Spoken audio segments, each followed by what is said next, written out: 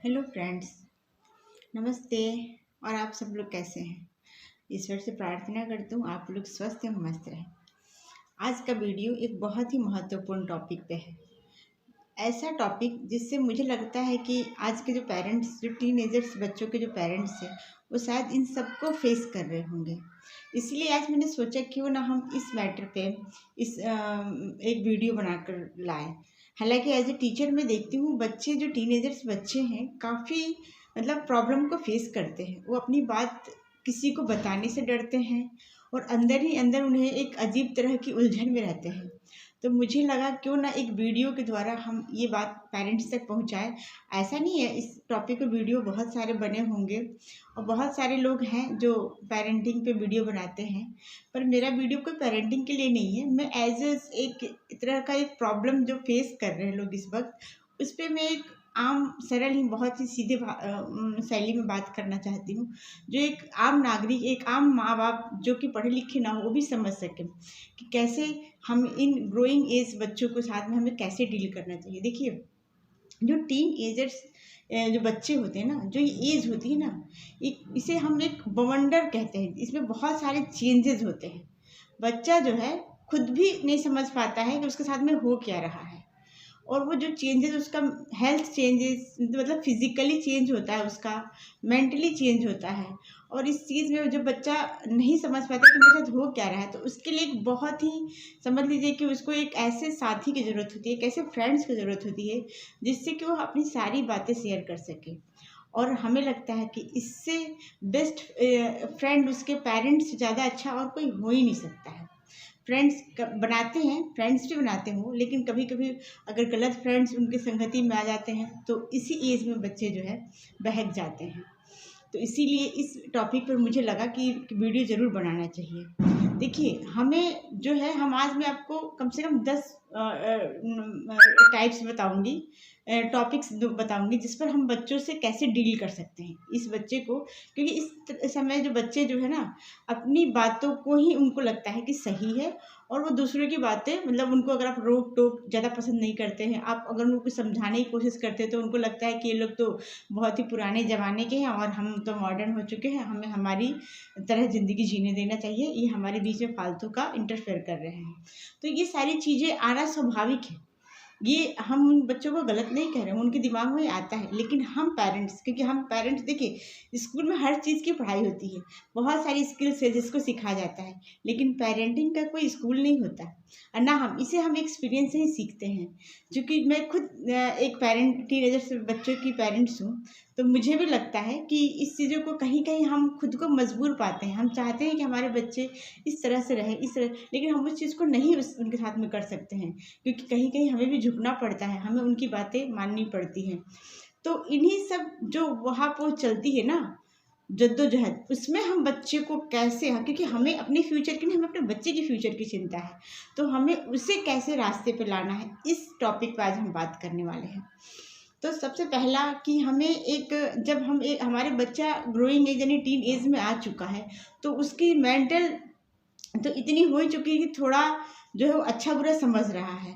तो उसे हमें ना ऐसा पेरेंट्स बनना चाहिए। पहला नंबर, पेरेंट हमें समझदारी से काम लेना है, हमें उसे समझाने की कोशिश से करनी चाहिए, ना कि हमें ऑर्डर, यानी कि हमें बॉस नहीं बनना है, हमें ऑर्डर नहीं करना है। हमें उसकी बातों को समझते हुए, अगर वो सही है तो उसे हमें मानना चाहिए, अगर वो गलत बातें कर रहा है या गलत वे में जा रहा है तो हमें उसे समझाने की कोशिश करिए। उसके लिए कई तरीके अपनाने चाहिए। कभी कभी ऐसा भी होता है कि बच्चा थोड़ा देर समझता है, हो सकता है बच्चा ठोकर खा के भी समझता है, लेकिन हमें छोड़ नहीं देनी चाहिए उसके हाल पे कि हाँ वो जाए, चाहे जैसा हो, हम करने दो। तो हमें एक पेरेंट्स होने के नाते हमें उसके हर सही गलत पे हमें ध्यान रखना चाहिए, और उसे समय समय पर, चाहे वो पसंद करे या ना करे, उसे प्यार से हमें बार बार हमें उसके दिमाग में बात डालते रहना चाहिए कि बेटा ये चीज़ें गलत है और ये तुम्हारे फ्यूचर के लिए बहुत ही गलत साबित होगा। और हमने भी ऐसे बहुत सारे बच्चों को देखा है जो इस तरह से उन्होंने अपना रास्ता अपनाया और वो गलत रास्ते पे चले गए, उनका फ्यूचर नथिंग। इसके बाद दूसरा टॉपिक है कि हमें बच्चे का जो है ना दोस्त बन करके दोस्त बनना चाहिए। दोस्त और उनके जो फ्रेंड्स हैं, जैसे हमारे बच्चे के फ्रेंड्स भी होते हैं इस एज में बहुत सारे, चाहे वो गर्ल्स हो या बॉयज़ हो, हमें भी उनसे अपनी एक तरह की फ्रेंडशिप करनी चाहिए। हमें भी उनको ये नहीं लगना चाहिए हम पेरेंट हैं और हम तो बस अपने बच्चे का बस वही चाहते हैं कि तुम इनसे ना मिलो, हमें उनसे भी मिलना चाहिए। हमें उन्हें छोटी-छोटी पार्टी या किसी उस पे बुलाना चाहिए और हमें उनसे बातें करनी चाहिए, ताकि हमें पता चले कि हमारे बच्चे के जो फ्रेंड्स हैं, वो किस टाइप के हैं और कैसे फैमिली से हैं और वो किस तरह के हैं।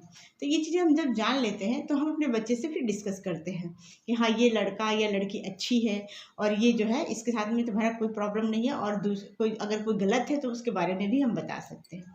इस तरह से उसको समझा सकते हैं। दूसरी चीज़ है, बच्चा जो है इसमें बहुत सारी बातें छिपाने लगता है। वो सोचता है कि मतलब उसको एक बहुत ही बड़ा, मतलब उसको लगता है कि मेरी बेइज़्ज़ती ना हो जाए, इस तरह की बातें मैं कर रहा हूँ, चाहे मेरे साथ ऐसा हो रहा है, लोगों को पता चल जाएगा। तो उस चीज़ में पेरेंट्स को मतलब उसका जो है फिज़िकली, मेंटली हर चीज़ के बारे में उसे बताना चाहिए कि ये इस एज में ऐसा होता है और ये कोई मतलब ऐसी प्रॉब्लम नहीं है, जो तुम इसको फेस कर रहे हो, ये हर कोई करता है। तो इस तरह से उसको इस तरह की बातें समझानी चाहिए। हमारे जो तीसरा होता है टॉपिक, जैसे कि बच्चा हमारा जो है कभी-कभी क्या करता है कि उसका मूड मतलब समझ लो, जिसे कहते हैं कि मूड सिंक होना, हमेशा वो जो है अपना उसका कभी गुस्से में आ जाना, कभी खुश हो जाना, इस तरह का जो है वो होता है। तो ये भी एक नेचुरल है, उसमें भी हमें थोड़ा पेशेंस के साथ में उसके गुस्से को भी बर्दाश्त करने के बाद हमें उसको समझाने की कोशिश करें कि इस तरह से कैसे ऐसे गुस्सा मतलब नहीं होना चाहिए, और ये जो है तुम्हारे लिए सही है और ये गलत है, इसको भी हमें प्यार से बताने की पूरी कोशिश करनी चाहिए। ये नहीं कि उसने गलत कर दिया तो हम उस पर बिल्कुल नाराज़ हो गए। और हाँ, एज़ ए पेरेंट्स हमें गुस्सा आता है, ऐसा नहीं है, हम भी इंसान हैं और हम इतना मेहनत कर रहे हैं, हम उसके लिए एक-एक रुपया जोड़ करके। और हाँ फ्रेंड्स, सबसे बड़ी बात है, हमें अपने बच्चों का विश्वास जीतना है, क्योंकि इस एज में ना बच्चे बहुत कम लोगों को विश्वास करते हैं। उनको एक चीज़ का डर लगा रहता है कि कहीं हम ये बात अपने पेरेंट्स को बताएं या किसी को बताएं, वो बात लीक ना हो जाए। तो इसीलिए सबसे पहले तो हमें उनका विश्वास जीतना है। हालांकि ऐसा नहीं, बच्चे माँ बाप पर पूरा भरोसा करते हैं, लेकिन कुछ बातें ऐसी होती हैं इस एज की जो वो बताने से डरते हैं। उनको इस बात का भरोसा नहीं रहता है कि हम बताएंगे तो वो हमारे साथ कैसे व्यवहार करें, शायद वो नाराज़ हो जाए, हमें डांटे, हमें मारने लगे। तो इसलिए इस तरह की बातों के लिए हमें उनका विश्वास जीतना चाहिए कि हाँ ठीक है, जो सही है गलत है तुम मुझे बताओ, अगर जैसा भी हमें सही लगेगा हम तुम्हें उसका समर्थन करेंगे।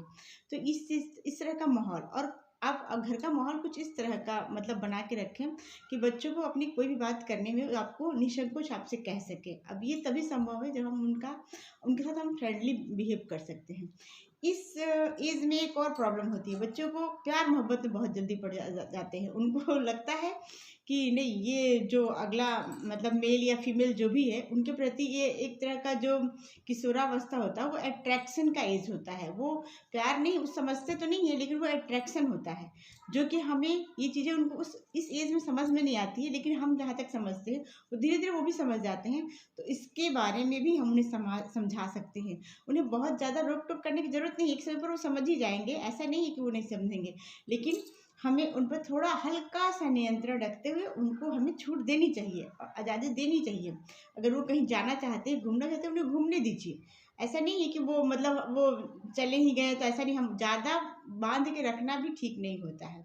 वो जो बच्चे ज़्यादा आप उसमें रखेंगे तो और ज़्यादा वो कहते हैं ना कि किसी चीज़ को ज़्यादा प्रेशर करें तो वो ज़्यादा तेज़ी से फूटता है, तो इसीलिए बहुत ज़्यादा प्रेशर में नहीं रखना है। और हाँ फ्रेंड्स, दूसरी बात, बच्चों का जो ये जो समय होता है ना, वो कैरियर के लिए बहुत इम्पोर्टेंट होता है। उनको हमें कैरियर चुनने में, जैसे हम लोग कहते हैं, बहुत सारे लोगों को मैंने सुना है कि जिसमें तुम्हारा इंटरेस्ट हो वो चुनो। ये बताइए, इस एज में बच्चों को इंटरेस्ट किस चीज़ में होता है? पढ़ाई में तो मुझे लग रहा है बहुत कम ही बच्चे ऐसे होते हैं जो पढ़ाई में इंटरेस्ट दिखाते हैं। तो इसके लिए हमें बताना पड़ता है कि हाँ, तुम्हारे फ्यूचर के लिए, हाँ ये ज़रूर है, किसी बच्चे का साइंस बहुत अच्छा होता है, किसी का मैथ बहुत अच्छा होता है, कोई एसएसटी में बहुत अच्छा होता है, तो ये अलग बात है। लेकिन कल को बच्चा अगर उसमें कहे कि नहीं, हमें तो साइंस ही पढ़ना है और एसएसटी उसकी बहुत अच्छी है, तो इसमें हम उसका जो है हेल्प कर सकते हैं। क्या है, क्या चीज़ तुम्हारा कैरियर किस चीज़ में ज़्यादा बेस्ट है, क्या चुनने से तुम्हें क्या मिलता है, हमें इस तरह की गाइडेंस उसको देनी चाहिए। तो ये सारी चीज़ें हैं फ्रेंड्स। और जबकि ये वीडियो थोड़ी सी लंबी हो रही है, तो मुझे लग रहा है बचा हुआ टॉपिक नेक्स्ट वीडियो में हम करेंगे, और बिल्कुल सीधी और सरल तरह से, जिससे कि हम सब आम पेरेंट्स समझ सकें और हम अपने बच्चे को कैसे करना है। हाँ, ये भी है कि हम पेरेंट्स हैं तो ऐसा भी नहीं कि बोलते प्यार से समझाना, हाँ, इस एज के बच्चे को प्यार से ही समझा सकते हैं, ये बात कहीं ना कहीं सही है, लेकिन अपनी आंखें खोली रख करके, और वो कहाँ किससे मिलते हैं, कैसे मिलते हैं, क्या करते हैं, इस पे भी पूरी नज़र रखते हुए हमें अपने बच्चे को डील करता है। तो ठीक है फ्रेंड्स, आगे हम फिर दूसरी वीडियो मिलते हैं। अगर आपको हमारा चैनल अच्छा लगे या हमारा ये वीडियो अच्छा लगे, जिससे लगता है कि हाँ ये आप मतलब आपके लिए कुछ है, हेल्पफुल है, तो इस वीडियो को लाइक एंड सब्सक्राइब ज़रूर कर लें, और मिलते हैं फिर नेक्स्ट चैनल में। Bye bye.